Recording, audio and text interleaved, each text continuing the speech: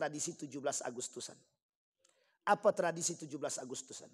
Yang kita hiasi dengan dosa dan kemaksiatan. Apa contohnya? Joget-joget.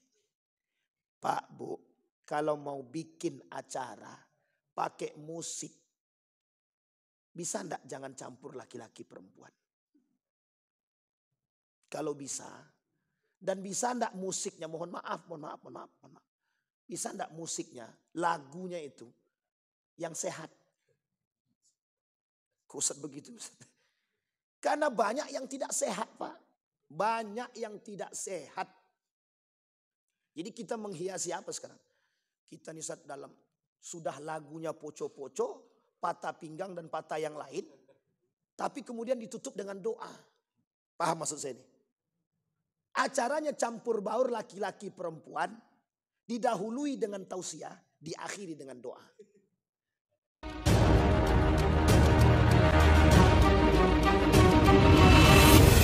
Ya.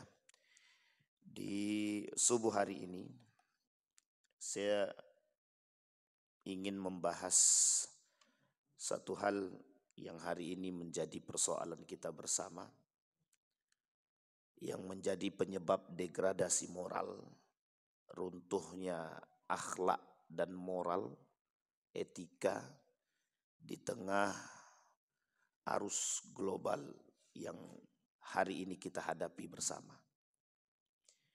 Bapak Ibu sekalian yang berbahagia, berbicara tentang persoalan karakter jahiliyah. Kemarin saya beli buku, bukan beli, dibelikan orang buku, dikasih hadiah waktu di Mekah, Bang. Beberapa hari yang lalu. Judulnya penjelasan tentang masailul jahiliyah. Masalah-masalah jahiliyah. Yang masalah jahiliyah itu dulu, tapi sekarang terjadi. Paham maksudnya Bapak Ibu? Jadi maksudnya dulu jahiliyahnya, sekarang lebih jahiliyah daripada jahiliyah dulu.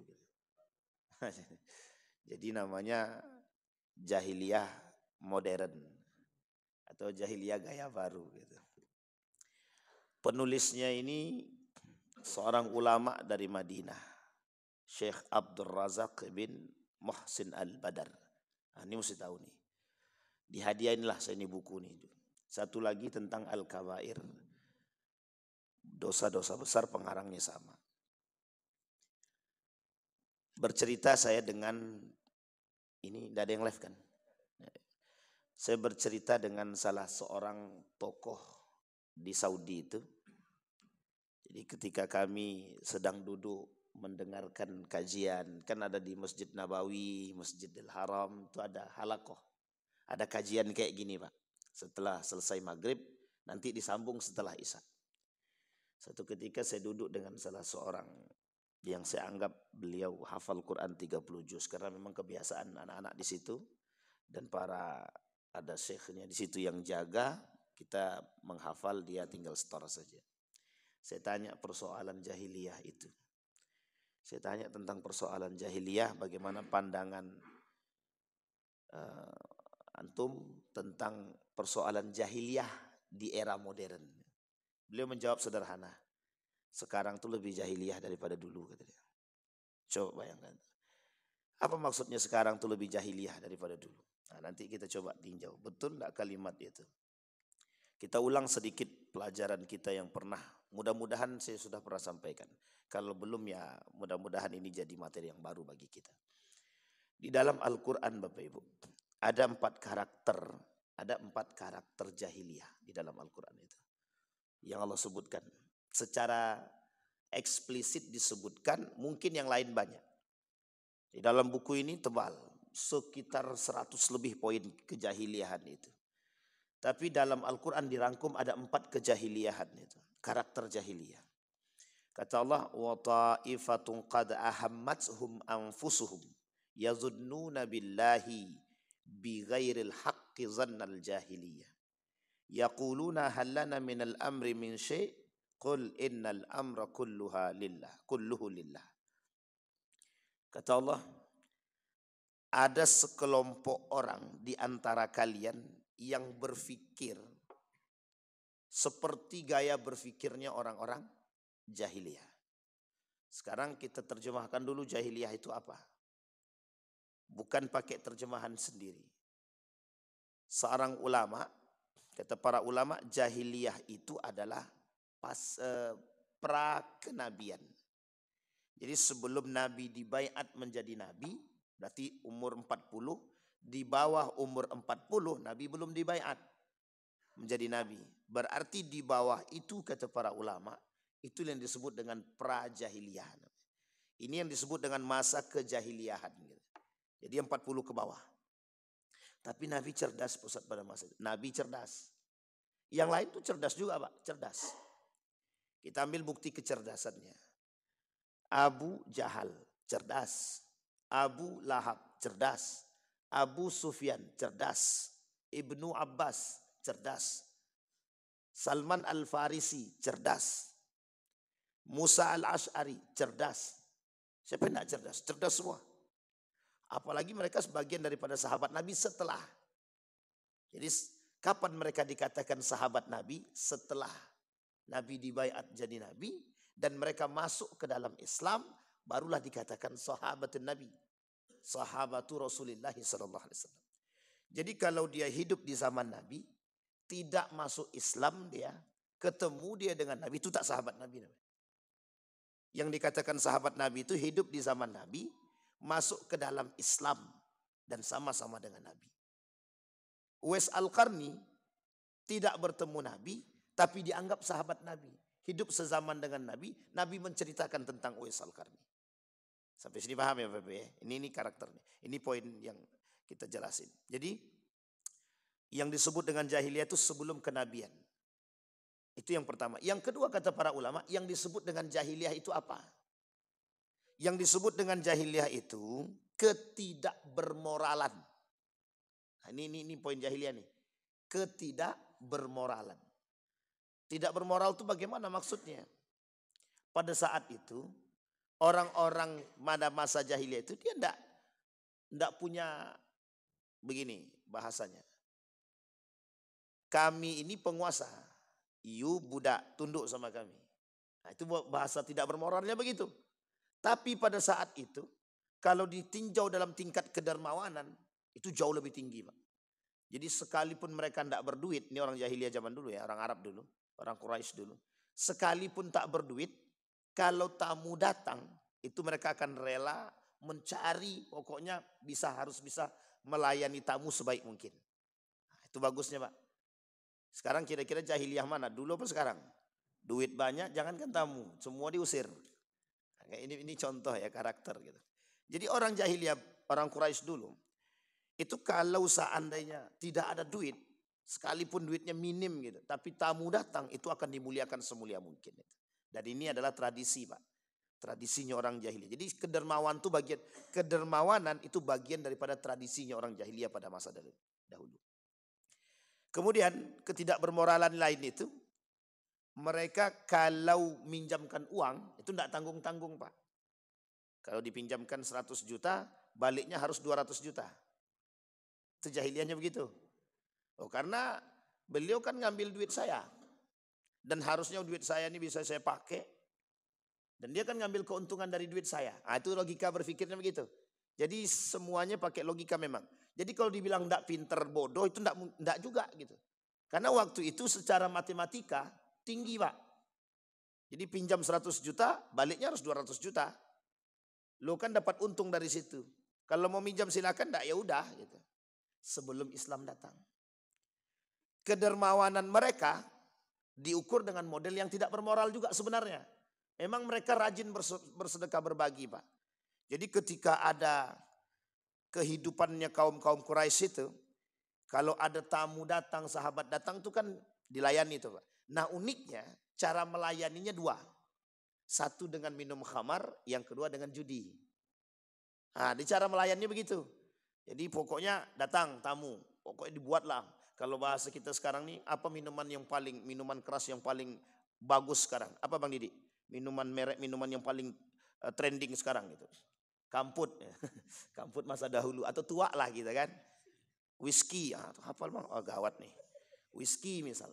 Disediain tuh Pak yang paling mahal gitu. Meskipun tak berduit ya. Tapi cara mereka menghormati begitu. Minum bareng. Tapi kan mabuk-mabukan tuh kan gitu. Setelah itu mereka main judi. Dari pagi sampai sampai dari malam sampai subuh gitu.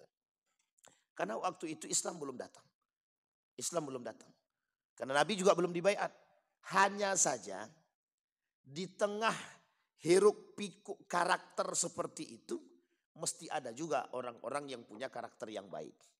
Seperti Nabi Muhammad dijaga, Abdul Muthalib dijaga, Abu Thalib dijaga. Ada lagi namanya Ja'far bin Abi Thalib itu dijaga. Kemudian ada namanya Abbas dijaga. Itu kan paman-paman Nabi. Jadi keluarga Nabi ini sudah terbentuk secara bukan permanen ya, sudah terbentuk secara keturunan. Memiliki karakter akhlak yang baik gitu. Moral yang baik. Di antara sekian banyak gitu. Abdul Muthalib itu kenapa dia tidak seperti Abu Jahal dan Abu Lahab. Dia tak punya keangkuhan, dia tak punya kesombongan. Karena Abu Thalib sadar. Waktu dia datang ke Mekah itu sebagai anak angkat. Anak angkat dari paman dia sendiri. Namanya Muthalib. Jadi Muthalib itu paman kandungnya ya Abdul Muthalib. Jadi Abdul Muthalib itu diambil dari nama paman dia sendiri. Bukan dari bapak dia. Karena nama aslinya bukan Abdul Muthalib. Bapak Ibu boleh cek aja, saya lupa. Itu boleh dicek di Google, sudah keluar itu nama-nama. Nama asli Abdul Muthalib, itu bukan Abdul Muthalib. Siapa nama kakek Nabi? Abdul Muthalib, betul. Namanya Abdul Muthalib. Abdul Muthalib itu bukan nama asli. Tapi nama yang diberikan oleh penduduk Quraisy kepada Abdul Muthalib ini karena dia dibawa oleh pamannya Muthalib ke Mekah pasca meninggal bapak dia. Sampai sini paham ya Bapak Ibu ya? Jadi meninggal bapaknya dibawa oleh Muthalib ke Mekah. Ketika masuk ke gerbang Mekah, kata penduduk Quraisy, siapa budak yang dibawa oleh Muthalib itu? Itukah budaknya Muthalib? Nah, budak itu dalam bahasa Arab abdun. Maka disebutlah Abdul Muthalib. Sampai sini paham ya Bapak Ibu ya? Nah, ini, jadi Abdul Muthalib itu datang memang dalam keadaan tidak memiliki apa-apa. Karena dia dianggap sebagai budak. Kemudian kata Muthalib, dia bukan budak saya. Dia anak daripada abang saya, kata Abdul Muthalib. Kata Muthalib itu dia anak daripada abang saya.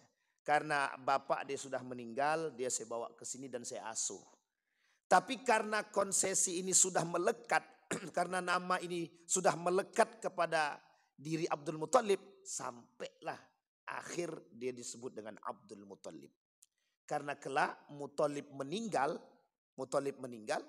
yang diangkat menjadi pemimpin Quraisy pada saat itu adalah Abdul Muthalib. Yang dianggap, yang dilihat yang paling amanah, paling jujur dan paling bijaksana. Itu Abdul Muthalib. Nah, jadi karakternya menurun Pak. Abdul Muthalib punya anak, salah satunya Abdullah. Al-Haris mawjud, ada Harisah dan lain sebagainya. Di antara sekian banyak, semua anak-anaknya baik-baik Pak. Semuanya baik-baik. Tapi yang paling berwibawa 2 orang. Yang pertama Abdullah, yang kedua siapa Pak? Abu Thalib. Ini punya karakter dan kewibawaan dan kebijaksanaan. Yang lain semuanya kaya semua Pak. Semua kaya, yang paling miskin cuma Abdullah. Karena masih bersandar dengan bapaknya. Singkat cerita Bapak Ibu punya anak namanya Muhammad. Nah Muhammad ini maka disebut Muhammad ibn Abdullah ibn Abdul Muthalib. Nah, karena itu karakter turunan. Jadi baiknya mereka ini itu keturunan Pak. Garis keturunan. Jadi karakter Nabi Muhammad itu waktu itu kok dia tidak sama dengan anak-anak yang lain. Ya karena memang turunan kakeknya Pak.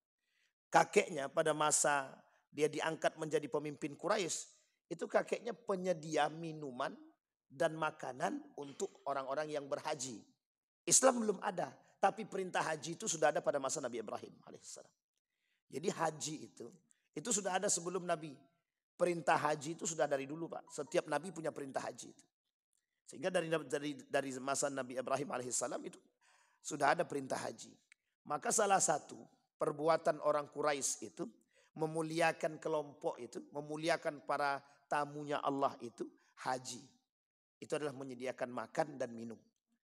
Nah, salah satunya orang yang menemukan kembali air Zam-Zam yang hilang ratusan tahun, 200 tahun sebelum Abdul Muthalib itu, ya Abdul Muthalib itu. Jadi Abdul Muthalib itu menemukan kembali Zam-Zam.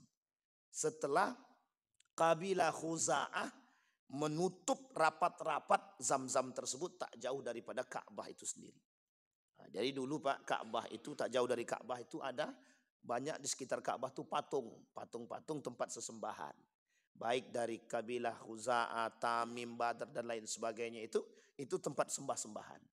Nah, kebetulan Khuza'ah ini perusak, pengkhianat, perusak, bukan jahiliyah lagi, pokoknya lebih parah daripada jahiliyah lah itu. Nah, kemudian disingkirkan, dikeluarkanlah dari kota Mekah. Kata Khuza'ah ini, kita tidak boleh keluar dengan tangan kosong. Gimana caranya? Diambillah, ditutuplah sumur Zam-Zam tadi, sampailah Abdul Muthalib dari masa Khuza'ah diusir sampai kedatangan Abdul Muthalib menjadi seorang pemimpin, tidak ditemukan yang disebut dengan sumur Zam-Zam. Jadi dalam sejarah sumur Zam-Zam itu pernah hilang. Nah, dari Nabi Ibrahim, panjang ceritanya kan, dari Nabi Ibrahim turun sampai pada masa Abdul Muthalib, 200 tahun sebelum Abdul Muthalib sudah hilang, baru ditemukan kembali setelah Abdul Muthalib diangkat menjadi pemimpin. Itu pun didapat dari ilham mimpi. Nah, jadi dalam mimpi dia bertemu dengan entah nabi, entah malaikat begitu. Disuruh untuk menggali sumur. Namanya sumur barakah. Sumur barakah, sumur hidayah. Nah, maka digalilah oleh Abdul Muthalib tak jauh dari Ka'bah itu, maka keluarlah yang disebut dengan sumur Zam-Zam. Memang betul sejarahnya pada masa itu tapi sempat hilang. Nah, kembali kepada karakter tadi. Nah, jadi turunan Pak, Nabi Muhammad ini turunan di antara sekian banyak orang. Di masa itu yang disebut dengan judi biasa. Yang disebut dengan minum khamar itu biasa. Sama halnya seperti Bapak sekarang datang ke Eropa, minuman khamar itu minuman biasa. Jadi minuman-minuman keras itu minuman biasa. Alasannya sederhana Pak. Penghangat badan. Kata mereka untuk menghangat badan. Kalau tak minum itu tak hangat badan. Sama kalau Bapak datang ke mana nih daerah kita nih? Papua. Sama, begitu juga. Jadi menjadi satu kebiasaan dulu waktu itu begitu. Jadi apapun makanannya, minumannya harus minuman-minuman keras pada masa itu. Apapun. Sebelum Islam datang. Dan karakter jahiliyah mereka, rusaknya mereka cuma di situ Pak. Cuma di situ. Ya kalau ada perempuan cantik, kalau enggak, pokoknya siapa di antara kami, di antara mereka yang paling kaya, itulah yang paling berhak menikahi perempuan yang cantik tersebut. Nah, itu caranya. Kalau tak mau nikah, itu pandai-pandailah cara merayunya atau cara mereka kalau dia dari seorang budak otomatis. Anak perempuannya otomatis. Ini misal budak punya istri, budaknya pasti budak juga nih. Dan keduanya punya anak, itu otomatis budak juga. Jadi sampai kapanpun budak ya budak. Sampai Islam datang. Sampai sini paham Pak ya? Jadi budak selanjut turun, budak terus, budak terus. Nah, karakter jahiliyah pada saat itu, kalau seandainya mereka tidak minum khamar, tidak meminum minuman khamar ini, itu tidak wow. Nah, sama dengan anak zaman sekarang. Kalau tidak narkoba, tidak yes. Sama Pak, betul Pak. Waktu itu kalau tidak main judi, kalau mereka tidak main judi, berarti mereka bukan orang kaya. Paham maksudnya ini Pak? Jadi kalau mereka tidak main judi, berarti mereka bukan orang terhormat. Artinya apa? Kita balik Pak maknanya. Kalau dia main judi, kalau dia minum khamar, berarti tandanya dia orang kaya, dia orang terhormat. Sampai di sini bisa dipahami. Begitu modelnya Pak. Kalau sekarang, Sama Pak. Sekarang tuh begitu. Kalau ndak main judi, ndak yes. Bukan judi apa, tapi judi online. Paham ya? Jadi kalau ndak judi itu ndak oke sekarang. Gitu. Nah, ini sebenarnya Ustaz mau mengatakan jahiliyah sekarang Ustaz itu. Bukan, kita cuma mau kasih tahu aja. Ini loh model jahiliyah pada masa dahulu gitu. Nah, Bapak Ibu tinggal lihat kondisi itu. Nah, kembali kepada poin tadi. Kata Allah dalam poin yang pertama, azannal jahiliyah. Orang jahiliyah pada saat itu sebelum Islam datang, mereka berpikir bahwa Tuhan itu tidak ada. Mereka tahu Pak, Tuhan mereka yang mereka sembah itu, patung berhala itu, yang mereka sembah itu tidak punya kuasa. Tahu mereka, tahu. Tapi ketika diajak berpikir lebih sehat, ya mereka katakan, loh patung kami kan nggak bisa ngapa-ngapain. Loh sadar loh Pak, sadar ya. Patung kami nggak bisa ngapa-ngapain. Jangankan memberi makan, membantu kami yang susah aja patung kami tak bisa. Cuma kami butuh dia. Tahu maksudnya Pak? Dia tak bisa bantu kami. Tapi kami butuh dia. Jadi gimana maksudnya itu? Melogikakannya gimana? Ya memang nggak bisa dilogikakan Pak. Kadang sehat akalnya, kadang tak sehat. Sama dengan manusia sekarang kan begitu itu. Kadang sehat, kadang tidak. Kalau lagi sehatnya datang sama Tuhannya. Kalau lagi tak sehatnya hilang akalnya Pak.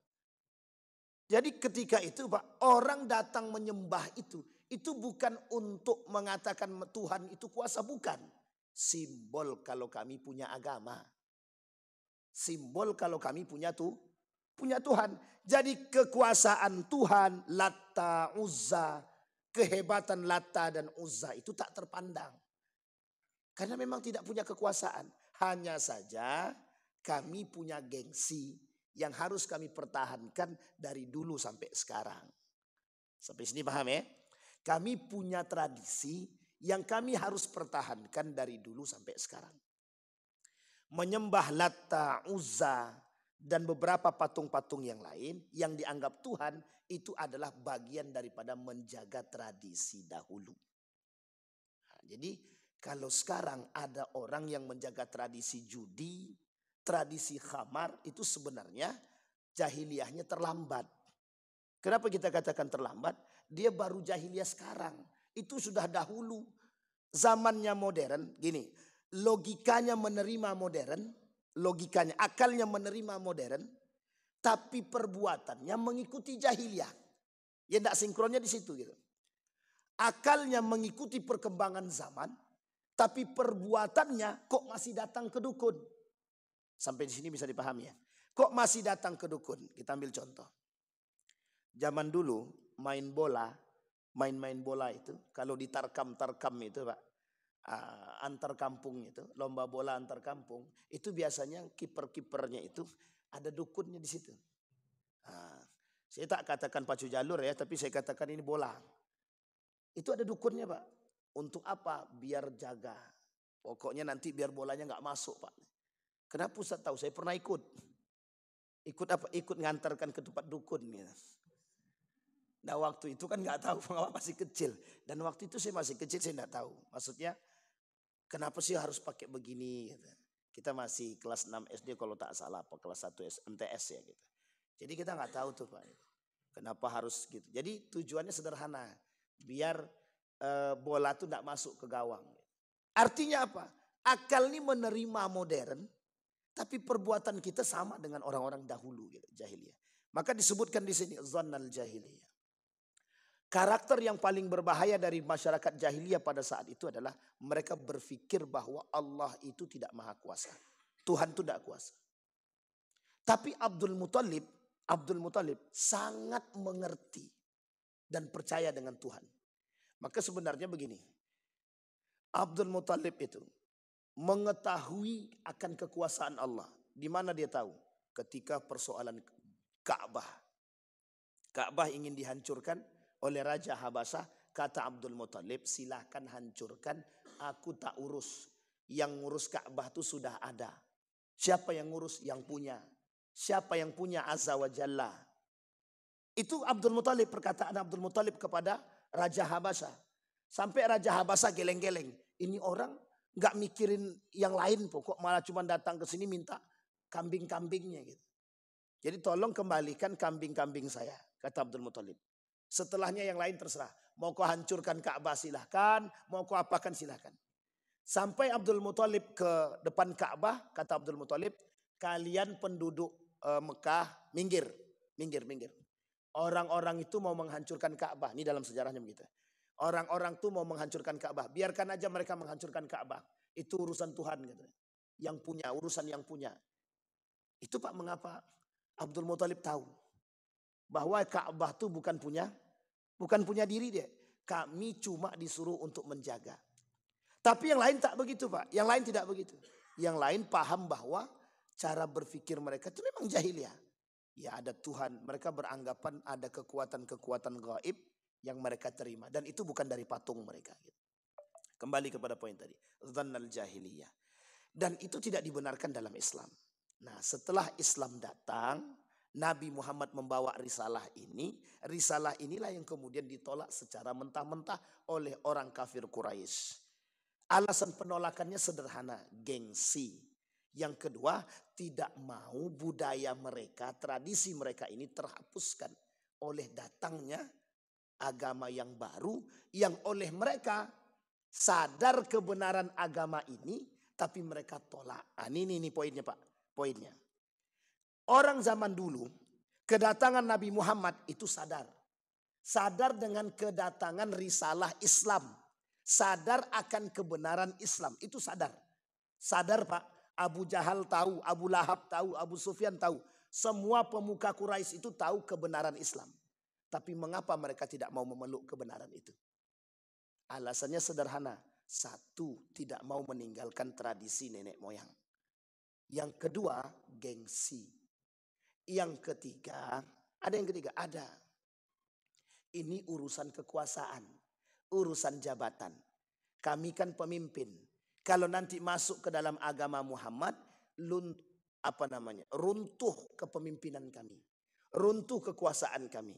Jadi setiap mereka ini memegang kabilah masing-masing. Kayak Abu Sufyan, dia pegang kabilahnya dia Pak. Pengikutnya banyak. Karena kekayaan dia. Abu Lahab punya masa yang banyak. Kemudian Abu Jahal punya masa yang banyak. Dan semua mereka punya masa Pak. Abbas punya masa. Punya orang-orang pengikut, kalau bahasa kita ini punya fans-fansnya lah. Mereka takut akan kehilangan seperti ini. Kalau Islam masuk, Nabi Muhammad sebagai seorang nabi, otomatis orang-orang ini tidak akan mengagung-agungkan lagi orang-orang yang tadi. Sampai di sini paham Pak? Itu yang disebut dengan pada saat itu mereka tidak mau memeluk Islam. Gengsi, takut budaya hilang, takut jabatan hilang. 3 ini yang paling besar Pak. Berarti bukan persoalan Tuhan Ustaz, bukan. Secara garis besar mungkin nampaknya persoalan Tuhan. Tapi sebenarnya bukan itu. Sama halnya dengan kondisi Nabi pindah di Madinah. Ada yang masuk Islam terpaksa, tapi tujuannya ingin membunuh Nabi. Sakit hati gara-gara Nabi diangkat jadi khalifah, pemimpin. Nah, itu masalahnya di situ. Jadi kalau ada yang sekarang begitu beda tipis dengan jahiliyah zaman dulu kan. Ada kan orang-orang yang sekarang takut tersingkir dari jabatannya. Ada orang-orang sekarang yang tak percaya dengan Allah. Tapi dia sholat, dia puasa, dia zakat, kedukun jalan, judi jalan, khamar jalan, korupsi jalan, sholat jalan. Itu imbang. Dunia akhirat. Dunia dapat, akhirat dapat. Ya nggak bisa Pak.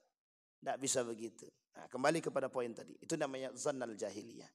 Jadi gaya berpikirnya. Nah kalimat ini, ayat ini turun dalam perang Badar. Dalam perang Uhud. Jadi ketika dalam perang Uhud itu Pak. Kaum munafik ikut berperang sama Nabi. Kata kaum munafik, itu kan kita sudah menang. Di bawah itu ada harta rampasan. Yuk kita ambil sebelum diambil orang. Turun Pak, orang munafik ini ngajak pemanah-pemanah yang di atas, yang oleh Nabi jangan turun, kata Nabi, jangan turun. Tapi mereka tetap turun. Akhirnya kan mereka diserang oleh Khalid bin Walid. Dari Jabal Uhud yang tinggi itu mereka turun, Khalid bin Walid datang memerangi kembali. Menanglah orang kafir Quraisy di situ. pada perang Uhud yang kedua. Jadi perang Uhud yang pertama menang mereka. Mundur nih rombongan Khalid bin Walid. Waktu itu Khalid bin Walid belum masuk Islam. Mundur Khalid bin Walid. Orang munafik yang ikut berperang menghasut. Yuk kita turun ambil harta rampasan. Itulah terjadi terbunuhnya Hamzah itu. Yang bunuh Wahsy. Wahsy masuk Islam. Minta maaf sama Nabi. Kata Nabi, aku maafkan tapi kau jauhkan wajahmu dari diriku, kata Nabi. Nabi bilang sama Wahsy, aku maafkan dirimu tapi jangan kau jauhkan wajahmu dari diriku, kata. Nabi masih sakit hati sebenarnya. Tapi Nabi kok sakit hati, Ustaz? Manusia, Pak. Innama ana basyarum mithlukum. Tapi diobati. Tapi Nabi sudah maafkan. Bukan berarti Nabi tak mau bertemu ya, tapi Nabi sudah maafkan. Kembali kepada poin tadi. Nah, ini poinnya, Pak. Kata ketika dalam perang itu kan kalah nih. Yang perang Uhud kedua kalah. Apa kata orang-orang munafik tadi? Kata Muhammad kita pasti menang. Kata Muhammad kita dibantu. Kata Muhammad Allah akan turunkan bantuan untuk kita. Lah kok kita kalah? Paham sampai di sini, Pak? Sehingga kata mereka, ini gaya berpikirnya. Kata Muhammad kita bakal menang. Kata Muhammad Tuhan bakal bantu. Toh buktinya kita kalah. Nah, ini kata orang munafik dalam perang Uhud yang kedua. Sehingga Pak, di tengah kecamukan itu orang munafik ini kabur, Pak. Lari dia. Orang-orang ini lari. Dia yang buat rusuh, dia yang menghasut, dia yang memaksa orang turun, dia yang mengambil rampasan, dia yang cinta terhadap duit, cinta terhadap harta, dia pula yang kabur. Sehingga dalam perang itu baginda Nabi luka nih, sampai di sini ya luka nih. Luka, termasuk luka parah lah Nabi waktu itu.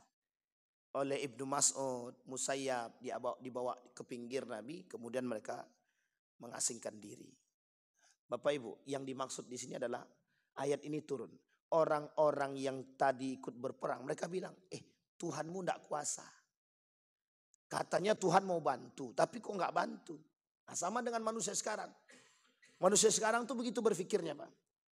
Dia sholat, Pak. Seolah-olah inna salati wa nusuki wa mahyaya wa mamati lillahi rabbil alamin. Ya Allah, aku serahkan segalanya untukmu. Tapi judi main juga. Korupsi jalan juga. Datang ke dukun jalan juga. Mengamankan jabatan iya juga. Cinta terhadap manusia iya juga. Semua dibuat, Pak. Kalau dulu, jahiliyah dulu, itu cuma sampai di situ, Pak. Tapi sekarang semuanya dibuat, Pak. Karena saking modernnya, sholat jalan, syirik jalan. Dulu tidak ada, Pak. Sholat mereka tidak Islam kok. Mereka tidak Muslim. Tapi mereka melakukan syirik, ya. Karena mereka nggak percaya sama Tuhan. Itu jahiliyahnya. Kalau sekarang tidak. Muslim iya, sholat iya, puasa iya, syirik jalan. Dukun jalan, judi jalan. Pertanyaannya lebih parah mana? Orang zaman dulu, jahiliyah dulu, lebih beradab daripada manusia jahiliyah sekarang. Manusia yang sekarang sangat tidak beradab. Kalau sedang keluar. Jadi kalimat Allah dalam Al-Quran itu betul, Pak. Balhum adal. Manusia kalau tidak punya iman, dia tidak beradab, Pak. Lebih parah daripada binatang. Coba bayangkan. Sholat dia, Muslim dia, menganiaya orang dia. Sholat dia, Muslim dia, mengkapling laut dia. Sholat dia, puasa dia, zakat dia, semua dia buat. Tapi mengambil harta orang lain secara paksa. Tapi itu lebih parah daripada jahil. Zaman dulu tidak begitu dia. Enggak begitu dia. Jahiliyah dulu, Pak. You punya berapa? Minjam duit 100 juta. Balikin 200 juta. Selesai, Pak, sampai di situ. Berarti dia harus ngembaliin 200 juta. Kalau sekarang tidak. You pinjam duit berapa? 50 juta. Kalau you tidak sanggup bayar, aku ambil rumahmu, ambil istrimu, ambil TV-mu, ambil tanahmu. Lebih jahiliyah mana? Lebih jahiliyah sekarang. Sangat-sangat jahiliyah sekarang. Dulu masih ada kemanusiaan, sekarang tidak punya, Pak. Nurani itu tidak ada sekarang. Ini karakter jahiliyah. Jadi kalau dibilang masalah jahiliyah, memang persoalan kita sekarang ini jahiliyah modernnya lebih tinggi memang. Dulu tidak ada namanya judi online, sekarang judinya online, Pak. Judi konvensional main, online jalan. Jadi dua-duanya.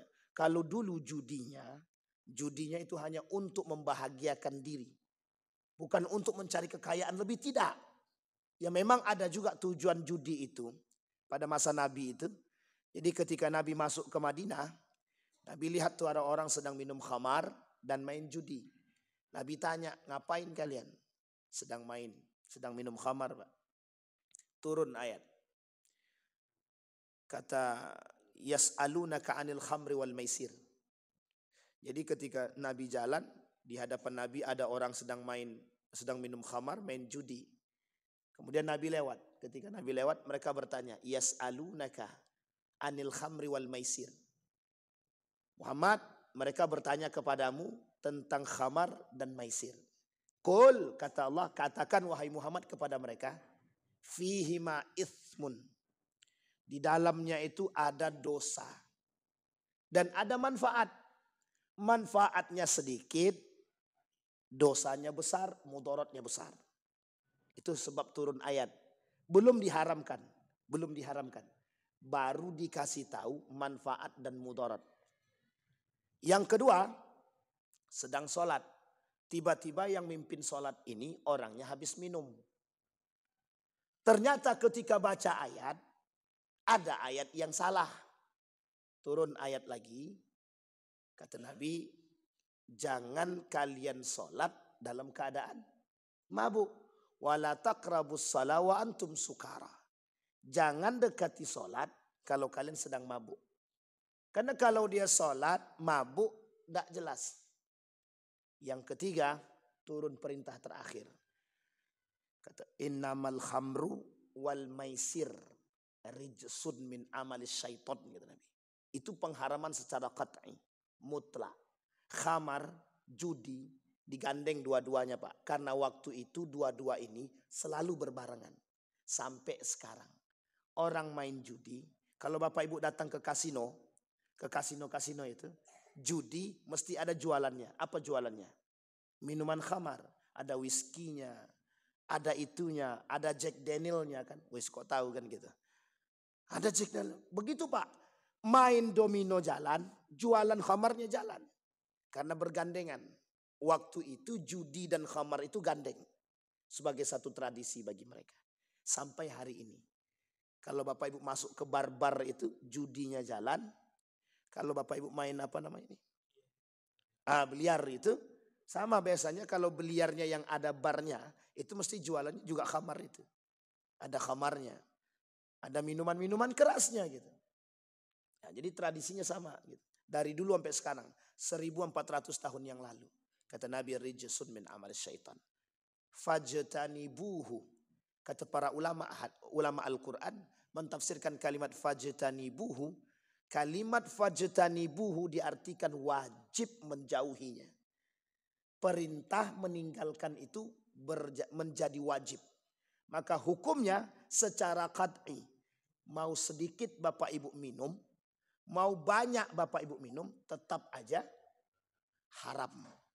Misal, Ustaz kami minum khamar cuma sedikit setetes, ndak mabuk dong Ustaz, haram.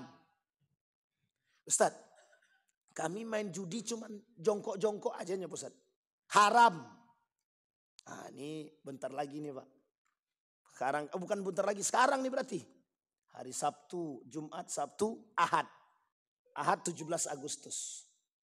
Nah, ini yang kita khawatirkan jangan sampai refleksi kemerdekaan itu dihiasi dengan perjudian. Kok bisa Ustaz katakan begitu? Ini kita kasih tahu sedikit. Bapak Ibu, di dalam Islam itu ada yang disebut dengan at-tafrih, al-la'bu, hiburan, permainan. Itu dibenarkan dalam Islam. Boleh Pak, boleh. Cuma permainan itu apapun permainannya, ada yang dibenarkan, ada yang tidak dibenarkan. Permainan-permainan, semua permainan apapun itu bisa diharamkan jika ada unsur perjudiannya. Misal, Bapak Ibu buat lomba baca Quran dalam masjid. Setiap orang datang bayar. Daftarnya bayar 50.000. Pesertanya ada 20. 50 kali 20 berapa? 1 juta bang. Ngitung itu pun susah. Sama saya jadi mikir juga bang. 50 kali 20 berarti 500. Kali 2 lah, 5 kali 2 kan 1 juta. Kalau 1 juta ini Bapak jadikan hadiah, maka jadilah lomba baca Quran tapi judi. Sampai sini paham ya? Bisa dipahami belum Bapak Ibu? Saya ulangi sekali lagi. Misal, ini lomba baca Quran. Atau lomba solawat lah. Kalau baca Quran terlalu ekstrim Ustaz. Ya oke lah, solawat lah, agak turun sedikit lah. Lomba baca Quran di masjid. Setiap peserta bayar 100.000. Ada 20 peserta. Berarti 2 juta duit pendaftarannya kan. Dibelikanlah ke hadiah. Duit 2 juta ini jadikan hadiah. Yang menang dapat duit 2 juta. Paham sampai di sini? Ini jatuhnya judi. Judi. Disepakati oleh para ulama model seperti ini haram dan ini judi. Kenapa begitu kok bisa judi Ustaz? Karena mereka memperebutkan duit yang sudah mereka masukkan. Saya daftar 100.000. Berarti kan saya harus dapat duit saya balik. Jadi yang saya dapat berapa? 1.900.000. 1.900.000. Jadi saya masukkan duit 100.000 untuk mendapatkan yang 1.900.000 tadi. Spekulasi. Ya kalau menang dapat, kalau tak menang ya habis. Bahasa lainnya sedang bertaruh. Sampai di sini paham? Nah, sekarang kita masukkan kepada 17 Agustusan. Kalau modelnya seperti ini tradisi 17 Agustusan. Yang kita buat dalam setiap perlombaan. Maka semua perlombaan yang kita buat dengan model seperti ini. Sedang kita hiasi dengan perjudian. Hukumnya haram. 1. Sampai di sini bisa dipahami Pak. Ada yang buat begini Pak? Kalau ada yang buat begini. Cepat sadar, tarik duitnya, ganti dengan duit, cari donatur. Pak, kami butuh duit. Tolong jadi donatur kami untuk lomba makan kerupuk. Juara satunya 2 juta, juara 2-nya 1 juta. Saya kira banyak yang mau ikut tuh kalau segitu hadiahnya kan. Kalau itu boleh, boleh Pak, tak ada masalah. Duitnya dari donasi. Atau duitnya dari para donatur-donatur yang dikumpulkan untuk hadiah. Bukan diambil dari peserta. Kalau diambil dari peserta untuk hadiah jatuhnya taruhan. Kalau diambil dari peserta untuk membeli minum mereka. Untuk menyediakan peralatan mereka. Boleh, boleh tak masalah. Untuk fasilitas boleh. Untuk ID card boleh. Untuk minuman boleh. Untuk snack tidak ada masalah. Yang salah kalau untuk taruhan. Nah, itu yang tidak boleh. Nah, ini tolong diingat-ingat Pak. Apapun perlombaannya termasuk perlombaan yang ada di dalam 17 Agustusan. Itu jangan sampai kita kotori. Jadi jangan sampai kita kotori kemerdekaan kita nih yang suci itu dengan perbuatan kejahiliahan kita. Kita kotori agama, kita kotori kemerdekaan kita. Dua-duanya jahiliyah Pak. Lebih baik kita tidak usah merdeka. Sementara kita masih dalam perjudian. Apa merdekanya kita? Tidak ada. Kita masih dalam perjudian. Itu yang pertama. Yang kedua Bapak Ibu. Yang kedua.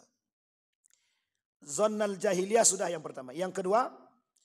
Hukmul jahiliyah. Berfikir. Hukumnya hukum jahiliyah. Kita masih ngambil hukum-hukum jahiliyah. Tradisi-tradisi adat. Adat-adat istiadat. Yang bertentangan dengan agama kita masih pakai. Masih ada di Riau ini. Kalau tidak nikah secara adat maka tak sah nikahnya. Sekalipun dia nikah secara agama. Jadi kalau ada yang nikah secara agama tapi tidak nikah secara adat dia tak sah nikahnya. Mereka tetap dikatakan zina. Kalau ada begitu itu keterlaluan Pak. Tapi ada. Ada. Yang ketiga, kami pengen Ustaz bagi warisan itu semuanya sama rata, biar adil. Kira-kira adil itu baik enggak? Adil itu baik enggak Pak? Bu? Baik ya, adil itu baik ya. Tapi baik tapi tidak pada tempatnya.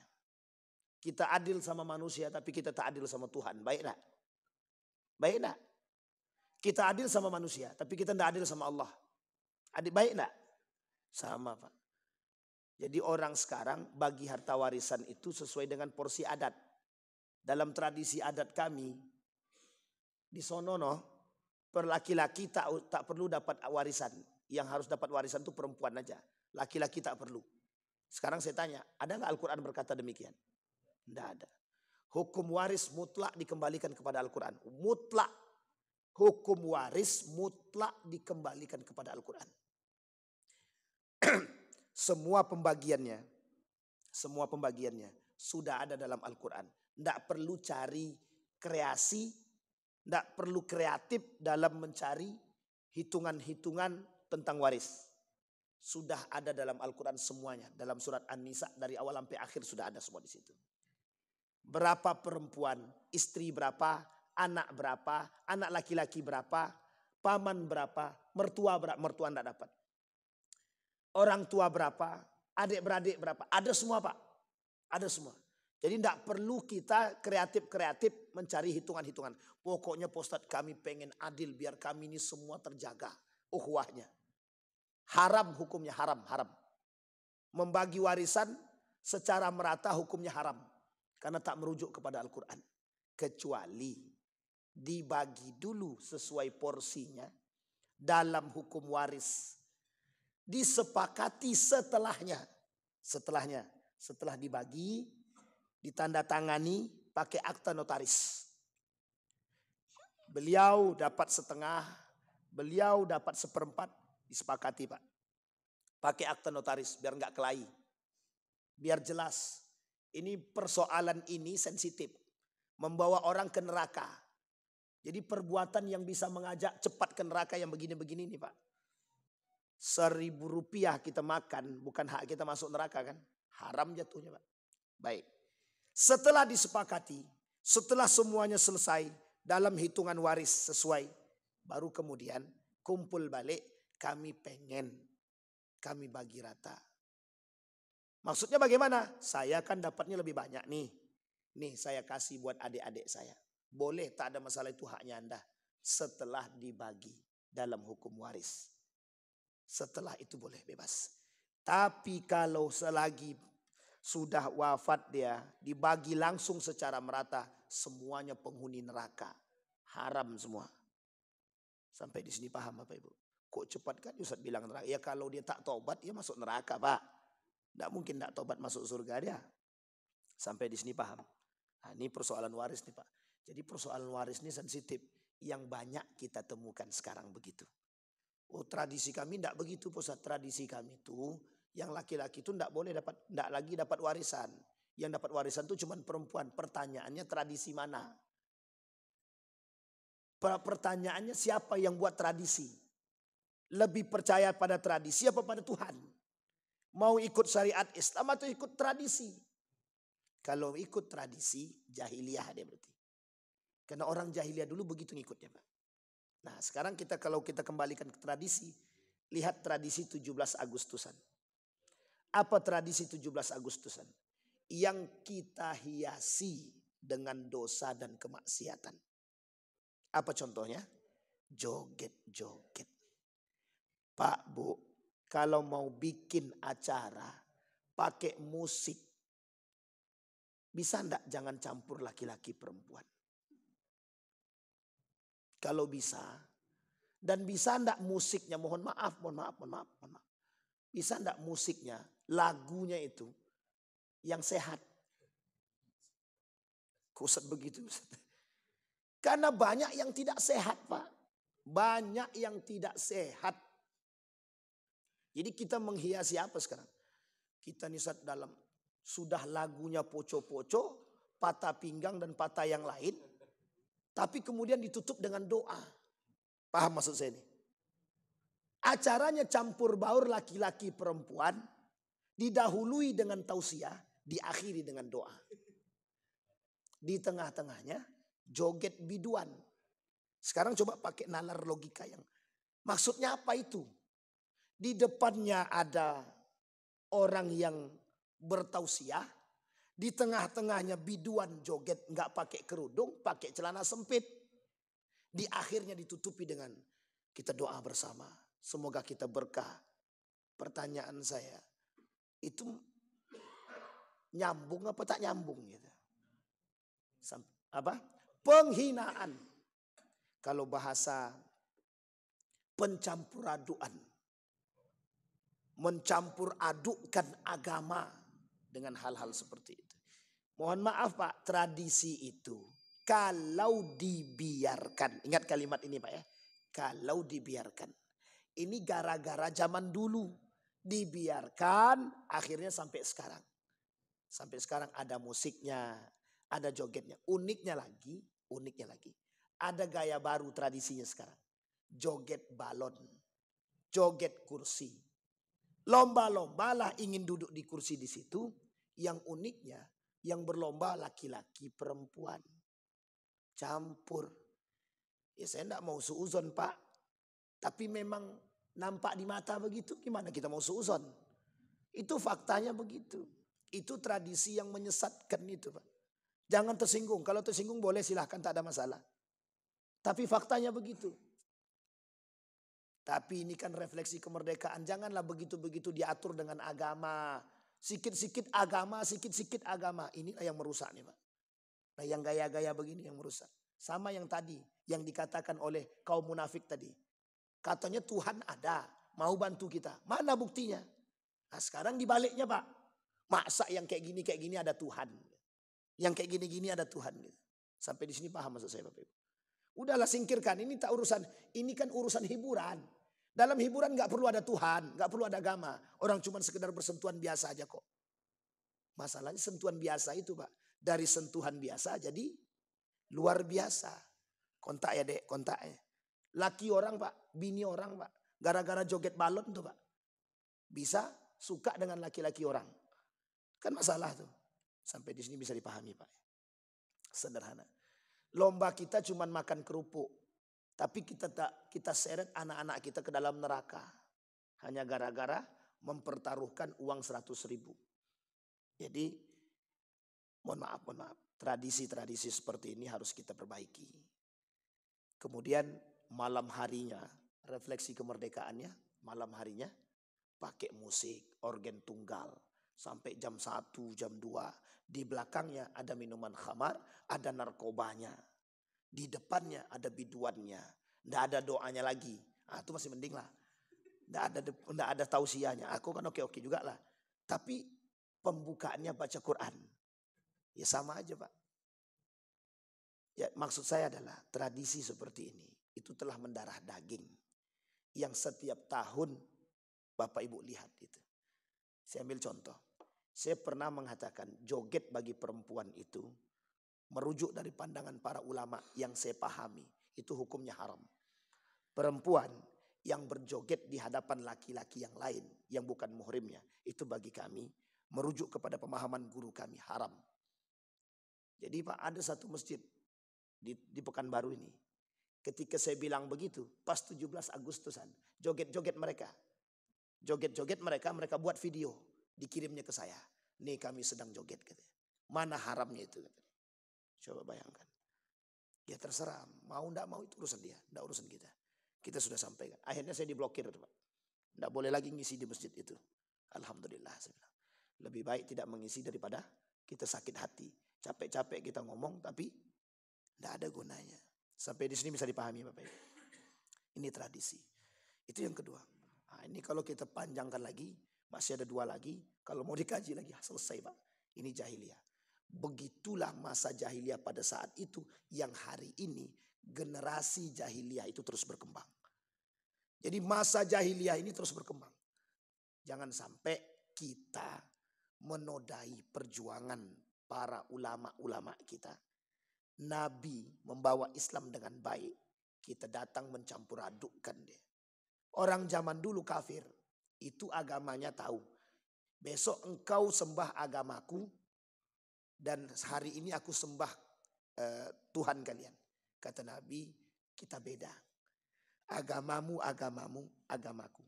agamaku. Sekarang tidak. Yuk sama-sama. Lebih parahnya lagi dicampur. Lebih parahnya lagi dicampur. Apa maksudnya? Minum khamar iya, mabuk iya, narkoba iya, sholat jalan. Doa oke, sholawatan oke.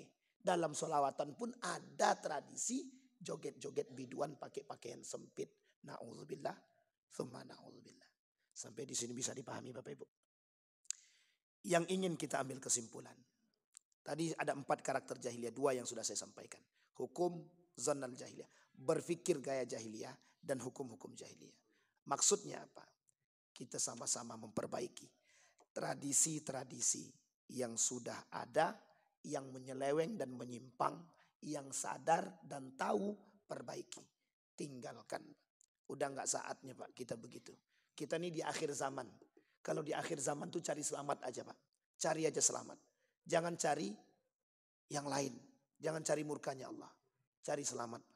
Kita ini pengen cari selamat. Maka jangan sampai hal-hal kecil kita hiasi dengan perjudian yang mungkin kita tak tahu. Sekarang Bapak Ibu sudah tahu. Permainan apapun yang kita buat, kalau ada unsur taruhannya, jatuhnya judi. Bisa dipahami Bapak Ibu? Ada pertanyaan? Gak ada, alhamdulillah. Gak ada pertanyaan kan Bapak Ibu? Mesti tidak ada. Apalagi dah jam segini nih Ustaz. Oke lah. Baik Bapak Ibu sekalian yang berbahagia, kita berdoa kepada Allah. Mudah-mudahan apa yang kita sampaikan di subuh hari ini ada baiknya, ada berkahnya, bisa menambah pengetahuan kita untuk bisa tetap istiqamah dalam kebaikan, terus menjaga diri agar tidak terjerumus dalam kesalahan-kesalahan yang sedikit yang berakibat fatal dan merusak amal ibadah kita. A'udzubillahi minasyaitonirrajim. Bismillahirrahmanirrahim. Hamdan syakirin, hamdan na'imin, hamdan yuafi ni'amahu wa yukafi'u mazidah ya Rabbana. Lakal hamdu kama yanbaghi li jalali wajhikal karim wa azim sultanik. Allahumma ighfir lana dhunubana wa dhunuba walidina warhamhuma kama rabbayana shighara. Allahumma a'inna ala dzikrika wa syukrika wa husna ibadatik. Allahumma khtimna bis salihin. Rabbana hab lana minas salihin. Rabbana hab lana min azwajina wa dhurriyyatina qurrata a'yun waj'alna lil muttaqina imama. Allahumma ighfir lana dhunubana وكفر عنا سيئاتنا وتوفنا مع الأبرار. اللهم فقهنا في الدين وعلمنا التأويل. اللهم فقهنا في الدين وعلمنا التأويل. اللهم اغفر لنا ذنوبنا. اللهم اغفر لهم وارحمهم وعافهم واعف عنهم وأكرم نزولهم ووسع مدخلهم واجعل الجنة مثواهم. ربنا آتنا في الدنيا حسنة وفي الآخرة حسنة وقنا عذاب النار. والحمد لله رب العالمين. السلام عليكم ورحمة الله وبركاته.